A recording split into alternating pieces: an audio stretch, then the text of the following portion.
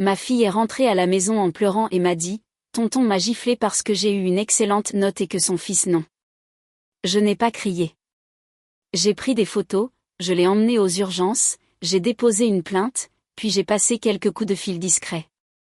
3 jours plus tard, le mari de ma sœur pleurait à genoux devant chez lui, en train de supplier. Je me souviens du moment exact où mon monde a basculé. C'était un jeudi, juste après 17h, et ma fille, Chloé, a passé la porte d'entrée, son cartable glissant d'une épaule. Quelque chose n'allait pas. Elle n'avait pas son air fatigué ou grognon habituel. C'était différent. Son visage était rouge, mais pas de cette rougeur qui vient après avoir couru partout. C'était une rougeur inégale, comme tombée, et il y avait la trace légère d'une main sur sa joue. Je suis restée figée. Mon cerveau a essayé de trouver une explication avant même qu'elle n'ouvre la bouche. Peut-être qu'elle est tombée. Peut-être qu'elle a trébuché. Peut-être qu'elle s'est cognée contre quelque chose. Elle n'a rien dit au début, elle est allée s'asseoir sur le canapé et a commencé à sortir ses devoirs tranquillement, comme si c'était un jour comme un autre. Je me suis approchée et me suis assise à côté d'elle. Elle n'a pas croisé mon regard. Puis elle l'a dit. Juste quelques mots, simples et directs. Tonton Benoît m'a frappé. Je n'ai rien dit. J'ai juste attendu. Puis elle a ajouté, parce que j'ai eu un 19/20 à mon contrôle de maths et que Léo non. Il s'est énervé. Il a dit que je me la racontais. Je jure que l'air a changé à ce moment-là. Tout est devenu silencieux dans ma tête. Juste cette seule pensée qui se répétait. Benoît a posé les mains sur mon enfant. Benoît, le mari de ma sœur Sophie. Le type que je n'avais jamais vraiment apprécié mais que j'avais toujours toléré pour elle. C'était le genre d'homme qui devait toujours avoir raison, qui devait toujours dominer chaque conversation, toujours prêt à donner une opinion suffisante que personne n'avait demandé. Je l'avais vu lever les yeux au ciel quand Chloé parlait de ses livres ou de l'école.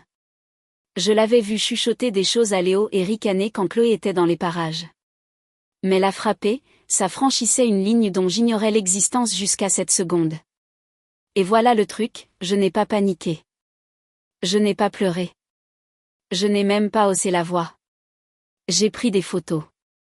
D'abord la joue, puis sous son menton où la rougeur commençait à virer au bleu. J'ai vérifié ses bras, son dos. Il y avait un petit bleu qui se formait près de son épaule, comme s'il l'avait peut-être agrippé trop fort. J'ai tout documenté. Puis je l'ai emmené aux urgences. Sans attendre, sans explication, j'ai juste attrapé mes clés et nous sommes partis. L'infirmière m'a lancé un regard en voyant le visage de Chloé. Le médecin était encore plus silencieux. Ils l'ont examiné, lui ont posé quelques questions de base et ont noté les blessures. Ils ont utilisé des mots comme « suspicion de maltraitance » et « tiers non parental ». Je n'ai pas bronché. Quand ce fut terminé, nous sommes remontés dans la voiture et Chloé m'a demandé si elle avait fait une bêtise. Cette question m'a brisé le cœur. Je lui ai répété que non, encore et encore. Elle n'arrêtait pas de demander si Sophie allait être en colère contre elle. Je n'ai pas répondu à celle-là parce que, honnêtement, je ne savais pas. J'ai tourné en voiture un moment avant de rentrer, je me suis garée sur le parking d'un supermarché et j'ai passé 3 appels. Le premier à l'aide sociale à l'enfance. Je leur ai donné le nom complet de Benoît, l'adresse de ma sœur et la déclaration de Chloé. Le deuxième à une avocate qu'une amie m'avait recommandée. Une femme tenace, spécialisée en droit de la famille. Elle m'a dit qu'elle serait chez moi le lendemain matin à 9h. Et le troisième à quelqu'un à qui je n'avais pas parlé depuis plus d'1 an, un ancien voisin qui travaillait maintenant dans la police. Je n'ai rien demandé d'illégal. Je lui ai juste raconté ce qui s'était passé et que j'avais besoin de savoir quelles mesures prendre pour m'assurer que l'affaire ne soit pas étouffée. Puis nous sommes rentrés à la maison. Cette nuit-là, Chloé s'est blottie dans mon lit, s'accrochant à mon bras comme si elle avait peur que je disparaisse. Je n'ai pas dormi, pas même une seconde. Pendant les 2 jours suivants, je n'ai pas parlé à Sophie. Je n'ai pas répondu à ses SMS demandant si Chloé pouvait venir ce week-end. Je n'ai pas dit un mot. Puis, le 3e jour, tout a éclaté. J'ai reçu un appel de l'ASE me disant qu'ils avaient déjà interrogé Chloé à l'école. Ils ont dit qu'une visite d'urgence à domicile était prévue chez Sophie et Benoît cet après-midi-là. Je n'ai pas demandé à quelle heure. Je n'en avais pas besoin, car vers 17h, j'ai entendu des cris devant ma fenêtre. Je suis sortie sur le perron et j'ai vu Benoît dans leur jardin, pieds nus, en pantalon de pyjama et en t-shirt, en train de pleurer. Pas crier, pleurer, à genoux. Ma sœur était derrière lui, faisant les 100 pas, tremblante, tenant son téléphone comme si elle ne savait pas si elle devait appeler quelqu'un ou le jeter. Je me tenais de l'autre côté de la rue, je regardais simplement. Benoît m'a vu. Je n'ai pas fait de signe de la main. Je n'ai pas souri. Je suis juste restée là. Il a commencé à dire quelque chose. Je ne pouvais pas l'entendre. Peut-être que mon cerveau ne le voulait pas, mais je pouvais deviner le genre de supplication que c'était. Et ce n'était que le début. Le matin après la crise de Benoît dans le jardin, Sophie est venue à ma porte. Pas de SMS, pas d'appel, elle a juste frappé. J'ai ouvert et elle était là, sans maquillage, les yeux gonflés, un sweat à capuche enfilé comme si elle s'était habillée sans regarder. Elle est entrée sans dire un mot et s'est plantée au milieu de mon salon. Je ne lui ai pas proposé de s'asseoir. Puis elle a finalement demandé, « C'est vrai ? Chloé a vraiment dit ça ? Benoît l'a vraiment frappé ?» J'ai répondu, « Oui. » Je lui ai raconté exactement ce que Chloé m'avait dit. Sans ton dramatique, sans enjoliver, juste les faits. Elle est restée là, clignant des yeux comme si elle ne reconnaissait pas les mots. Puis sont venues les excuses. Peut-être que c'était un malentendu. Peut-être que Chloé avait mal interprété quelque chose. Peut-être que Benoît plaisantait et que ça avait juste l'air grave. Il ne ferait jamais ça. Il pouvait élever la voix, bien sûr, mais la frapper. Pas Benoît. Je n'ai pas argumenté. Je suis allée au tiroir, j'ai sorti l'enveloppe et je lui ai tendu les photos imprimées prises aux urgences. La marque de la gifle, le bleu près de son épaule, l'horodatage sur chaque image. Elle les a prises, sans même s'asseoir, restant là à les feuilleter en silence complet. Puis elle a murmuré quelque chose comme « Je ne sais même plus qui il est ».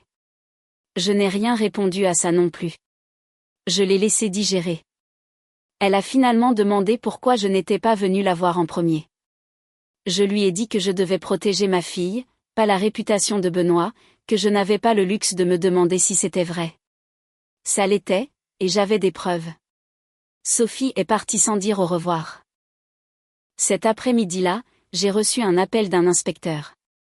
L'ASE avait tout transmis et avec le rapport du médecin, la déclaration de Chloé, et maintenant la confirmation que Sophie avait vu les photos, ils allaient de l'avant. Benoît serait contacté pour un interrogatoire. L'enquêteur m'a demandé si j'avais les vêtements de Chloé de ce jour-là. Je les avais. Ils m'ont demandé de ne rien laver. Je les ai scellés dans un sac de congélation et les ai mis dans le placard de l'entrée, comme une pièce à conviction dans une série policière, parce que c'est exactement ce que c'était. Le vendredi, Benoît avait engagé un avocat. Je n'étais pas surprise. C'était le genre de type qui pensait toujours pouvoir se sortir de n'importe quelle situation en parlant. Je suis sûre qu'il croyait pouvoir retourner l'histoire, faire passer Chloé pour une drama queen, et moi pour une femme amère. Il dirait qu'elle était émotive, sensible, confuse, peut-être même que je l'utilisais pour régler une quelconque rancune imaginaire. Le dimanche, les chuchotements ont commencé. Ma tante a appelé pour dire qu'elle avait entendu dire qu'il s'était passé quelque chose avec Chloé et Benoît et que l'ASE avait peut-être été appelée. Elle l'a dit comme si elle m'offrait un moyen de clarifier les choses, comme si ce n'était peut-être pas aussi grave que les gens le disaient. Je lui ai dit de ne plus rappeler. Puis les SMS ont commencé. 2 cousines. L'une disait qu'elle espérait que je n'exagérais pas les choses, que cela pourrait ruiner des vies. L'autre a demandé si Chloé n'avait pas mal compris ce que Benoît voulait dire. Elle a dit, les enfants exagèrent, parfois la discipline est sortie de son contexte. Je n'ai répondu à aucune d'elles. Au lieu de ça, je me suis concentrée sur Chloé. Elle était plus silencieuse que d'habitude, pas effrayée, juste pensive. Elle posait de petites questions, comme si elle devrait retourner chez eux un jour ou si elle pouvait dire à Léo ce qui s'était passé. Je lui ai dit qu'elle ne devait rien à personne, pas même à Léo. Mais l'école a empiré les choses. Léo a dit à quelques enfants que Chloé avait menti sur son père.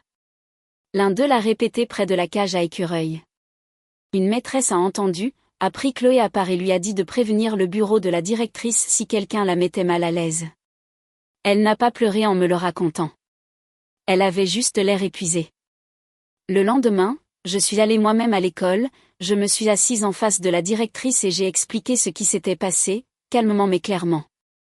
Elle a hoché la tête et a dit toutes les bonnes choses, qu'ils surveilleraient, que Chloé avait leur soutien total, qu'ils avaient parlé à Léo. Mais nous savions toutes les deux la vérité. Dans une petite école de quartier comme celle-ci, les rumeurs collent plus que les faits, alors je n'allais pas reculer. Au contraire, je ne faisais que commencer. Je ne le savais pas encore, mais Sophie avait déjà pris une décision en coulisses, et ça allait tout changer. 3 jours après la visite de l'ASE et la crise dans le jardin, Sophie m'a envoyé un SMS inattendu. On peut se parler ? Juste nous deux. J'ai failli ne pas répondre. Je pensais qu'elle allait encore le défendre, peut-être me supplier de laisser tomber pour le bien de la famille, mais quelque chose dans la formulation semblait différent. Moins de défi, plus comme quelqu'un qui connaissait déjà la réponse et la détestait. Je lui ai dit qu'on pouvait se voir. J'ai choisi un petit café à mi-chemin entre nos maisons. Un lieu public mais pas bondé. Le genre d'endroit avec du mauvais café et de vieilles banquettes où personne ne vous regarde trop longtemps. Elle était déjà assise à la table du coin quand je suis arrivée, le regard fixé sur une tasse de café intacte, les yeux bouffis, les cheveux attachés comme si elle ne s'était pas donné la peine ce matin-là.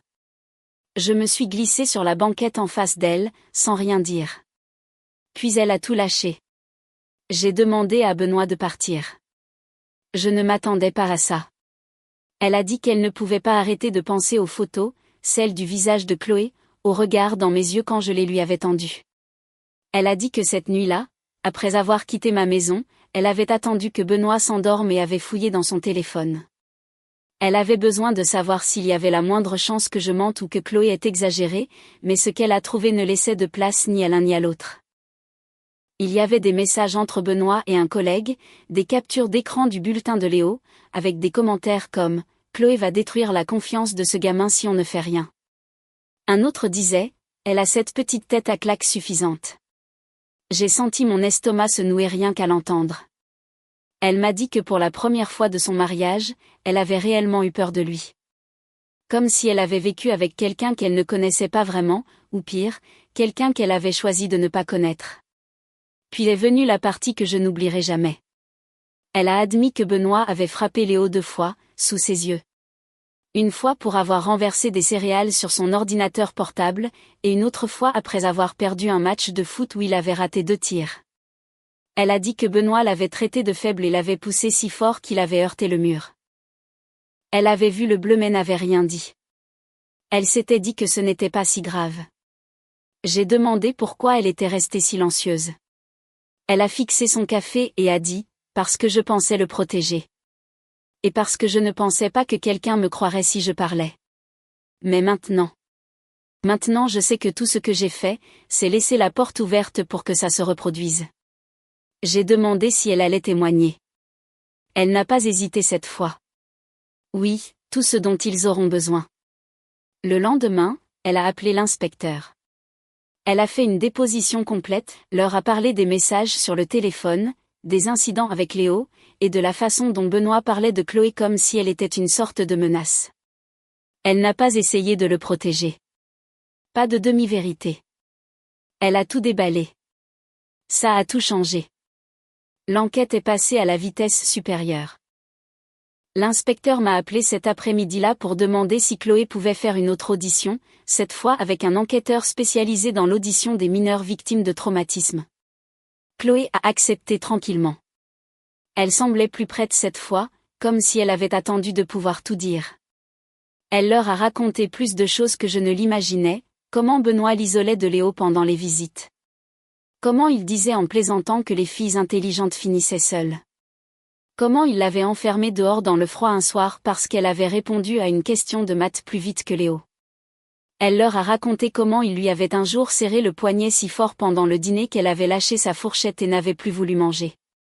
L'ordonnance de protection a été émise dans les 24 heures. Il était officiellement interdit à Benoît de voir ou de contacter Chloé ou Léo. Sophie a demandé la garde exclusive en urgence. Quand les papiers lui ont été signifiés, il a apparemment essayé de forcer l'entrée de la maison pour lui parler, mais un voisin a appelé la police. Ils ne l'ont pas arrêté cette fois-là, mais ils ont été clairs. Un autre faux pas et il y passait. Il perdait le contrôle, et c'était évident. Pour un homme comme Benoît, c'était pire que des menottes. Et pendant que tout cela se passait, je construisais quelque chose en arrière-plan. Je n'attendais pas que l'État décide de la gravité de la situation. J'étais au téléphone avec des avocats, préparant une action au civil au cas où le pénal n'aboutirait pas. Je travaillais avec Sophie pour récupérer les emails de Benoît, ses relevés financiers, tout ce que nous pouvions utiliser pour prouver un schéma de comportement, de violence psychologique, de contrôle, de menace. Elle m'a tout donné. Mots de passe, documents, même un enregistrement qu'elle avait fait une fois lors d'une dispute où il lui disait qu'aucun tribunal ne la croirait face à lui. Elle avait eu peur pendant des années. Maintenant, elle en avait fini d'avoir peur. Le vrai tournant a eu lieu la semaine suivante. Léo a dit à la psychologue scolaire qu'il ne voulait plus jamais retourner chez son père. Il a dit qu'il faisait des cauchemars, qu'il ne pouvait pas dormir si sa porte n'était pas verrouillée. C'est à ce moment-là qu'ils ont su que ce n'était pas juste une gifle. C'était une histoire, un schéma, un prédateur se cachant à la vue de tous derrière un masque de père de l'année. J'étais prête à le voir exposé. Et maintenant, le système était enfin prêt, lui aussi. Une fois que Léo a parlé à la psychologue scolaire, le ton de l'affaire a changé. Les appels des enquêteurs ont cessé d'être polis. Les emails des avocats ont cessé d'utiliser des mots comme « préliminaire » et « présumé ». Ce que Benoît avait fait n'était plus traité comme un mauvais moment ou un malentendu. C'était traité comme un schéma. Benoît ne le savait pas encore. Il pensait toujours pouvoir contrôler l'histoire. J'ai appris par mon avocate qu'il avait déposé des documents affirmant que je manipulais Chloé. Il disait que j'exagérais les blessures, que je lui dictais ses réponses et que j'essayais de le punir parce que je ne l'avais jamais aimé. Il a même suggéré que Sophie n'était pas mentalement stable et qu'elle était sous mon influence. Lire cela semblait surréaliste, comme s'il décrivait une version de moi en méchante de film en espérant qu'un juge y croirait. Sophie l'a lu aussi. Elle n'a pas pleuré. Elle ne l'a pas appelé. Elle a juste transféré le document à l'inspecteur et a dit qu'elle était prête à ajouter quelque chose à sa déposition. Mais la vraie surprise est venue de quelqu'un à qui aucune de nous n'avait pensé. Une vieille amie de Sophie l'a contactée tard un soir, quelqu'un à qui elle n'avait pas parlé depuis des années. Elle a dit qu'elle avait vu une publication vague sur le fait que Sophie avait besoin de soutien et avait immédiatement pensé à Benoît. Pas à cause de quelque chose de récent, mais à cause de quelque chose qui datait de longtemps. Benoît était sorti avec sa sœur cadette avant même de rencontrer Sophie. La sœur a accepté de nous parler. Elle ne voulait pas être impliquée au début. Elle disait qu'elle avait enterré cette partie de sa vie, mais elle a recommencé à faire des cauchemars en apprenant ce qui était arrivé à Chloé. Elle nous a raconté que Benoît lui faisait les mêmes choses. Il se moquait de son intelligence en public, puis lui disait qu'elle avait de la chance qu'il la supporte. Il l'isolait de ses amis. Il l'avait poussée lors d'une dispute une fois et lui avait dit que c'était elle qui l'y avait poussée. Elle ne l'avait jamais signalé. Elle pensait que ça ruinerait sa vie. Elle avait 22 ans et avait peur. Elle avait encore un carnet de cette époque. Des pages datées et écrites de sa propre main décrivant des choses qui ressemblaient exactement à ce que Chloé et Léo décrivaient des années plus tard. Notre avocate n'a pas hésité. Elle a préparé une déclaration sous serment et l'a soumise comme preuve de comportement antérieur. Benoît pensait toujours avoir une longueur d'avance. Puis il est devenu désespéré. Un soir, Chloé est entrée dans ma chambre, mon téléphone à la main, et a dit que quelqu'un venait d'appeler sa tablette. C'était un numéro qu'elle ne reconnaissait pas. Elle a répondu en pensant que c'était une de ses amies. C'était Benoît. Il lui a dit qu'elle devait l'aider, que les adultes étaient confus, que si elle leur disait qu'elle s'était trompée, tout redeviendrait normal. Il a dit qu'elle lui manquait. Il a dit qu'il était désolé s'il lui avait fait peur. Elle a raccroché. Puis elle s'est mise à trembler. J'ai appelé l'inspecteur immédiatement. Ils ont tracé le numéro. C'était un téléphone prépayé acheté en espèces 2 jours plus tôt. Le juge n'a pas eu besoin de beaucoup plus pour être convaincu après ça. Benoît a été arrêté l'après-midi suivant pour violation de l'ordonnance de protection et tentative de subornation de témoins mineurs. Sophie m'a appelé après. Elle a dit qu'il pleurait dans l'allée quand ils l'ont mis dans la voiture, la suppliant de leur dire que c'était un malentendu. Elle n'est pas sortie. Cette arrestation a tout fait éclater. Le procureur a modifié les chefs d'accusation. Violences aggravées sur mineurs, subornation de témoins, intimidation. Soudain, les conversations ne portaient plus sur du sursis ou des stages de parentalité. Elles portaient sur des peines de prison ferme. Le chiffre de 10 ans a été mentionné pour la première fois. Ce soir-là, assise dans ma cuisine après que Chloé soit allée se coucher, j'ai réalisé quelque chose d'inattendu. Je ne tremblais plus. Je n'étais pas en colère. Je n'avais même plus peur. J'étais calme. Benoît avait passé des années à croire que personne ne riposterait jamais assez fort pour que ça compte. Il avait tort. Et maintenant, il commençait enfin à comprendre à quel point il m'avait mal jugé. Le jour de l'audience de comparution semblait irréel. Sophie et moi étions assises sur l'un des bancs rigides derrière le procureur. Aucune de nous ne parlait. La pièce était trop lumineuse, trop froide. Benoît était assis en face de nous, portant un costume comme s'il s'agissait d'une réunion et non d'une audience pénale. Il n'avait pas l'air en colère. Il avait l'air fatigué, comme quelqu'un qui pensait encore que tout cela passerait s'il restait simplement silencieux assez longtemps. Il a plaidé non coupable, comme nous nous y attendions. Son avocat a prononcé un discours lent et calculé. Il a parlé de tensions familiales, que certaines allégations étaient basées sur des malentendus chargés d'émotions, et que c'était un cas où le style d'éducation d'un foyer avait été mal interprété par un autre. Il a même eu le culot de suggérer que Chloé avait été embrouillée par des conversations d'adultes et peut-être poussée à faire des déclarations qu'elle ne comprenait pas entièrement. Mais le procureur n'a pas scié. Elle s'est levée et a commencé à exposer les faits. Pas tout, juste assez pour le moment. Ils ont diffusé les images de la caméra de surveillance d'un voisin. On y voyait Chloé descendre l'allée après avoir quitté la maison de Sophie le jour de l'incident. Elle se tenait le visage. Sa démarche était hésitante. Puis sont venues les photos des urgences. L'horodatage correspondait. Le rapport signé du médecin était déjà versé au dossier. Ensuite, ils ont révélé l'appel téléphonique, celui que Benoît avait passé à Chloé avec le téléphone prépayé. Le juge a demandé des éclaircissements. L'appel avait-il été passé après l'ordonnance de protection? L'inspecteur a confirmé que c'était 2 jours après. Il avait même essayé de déguiser sa voix, mais Chloé l'avait reconnu immédiatement. On pouvait sentir le changement s'opérer dans la salle. Un changement léger mais irréversible. Le juge s'est penché en arrière. Le greffier a cessé de taper un instant. Même l'avocat de Benoît a ajusté sa cravate comme si l'air s'était épaissi. Mais ce n'était pas le pire. Pas encore. Ils ont versé au dossier le témoignage sous serment de la femme avec qui Benoît était sorti des années avant Sophie. Celle qui a dit qu'il l'avait poussée contre une porte, l'avait isolée, s'était moquée d'elle devant les autres et l'avait convaincue qu'elle était toujours le problème. Sa déclaration incluait une phrase que je n'oublierai jamais, il ne crie jamais. Il te démolit juste lentement, jusqu'à ce que tu oublies qui tu étais avant de le rencontrer. Quand Sophie a pris la parole, je pouvais à peine respirer. Elle ne s'est pas défendue. Elle n'a pas essayé d'expliquer les années qu'elle a passées sans le voir. Elle a tout admis. Elle a dit qu'elle avait ignoré des choses qu'elle n'aurait pas dû. Qu'elle l'avait cru alors qu'elle savait au fond d'elle que quelque chose n'allait pas. Puis elle leur a parlé des SMS, de la façon dont il parlait de Chloé, des bleus sur les hauts, de la nuit où elle l'avait trouvé en train de hurler sur leur fils pour avoir perdu un match de foot. Elle leur a dit la vérité. Je ne suis pas partie parce que je pensais pouvoir mieux protéger mon fils en restant. J'avais tort et je ne referai plus jamais cette erreur. Ils n'ont même pas eu besoin de moi après ça. Le procureur a conclu. Nous avons attendu 3 jours la prochaine action de Benoît. 3 jours où je vérifiais mon téléphone constamment, m'attendant à moitié à ce que quelque chose tourne mal.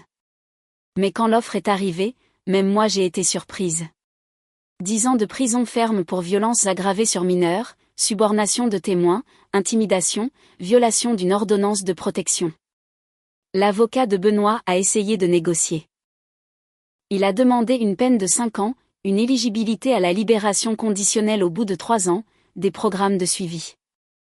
Les trucs habituels de la dernière chance. Le procureur n'a pas cédé. 10 ans ou le procès.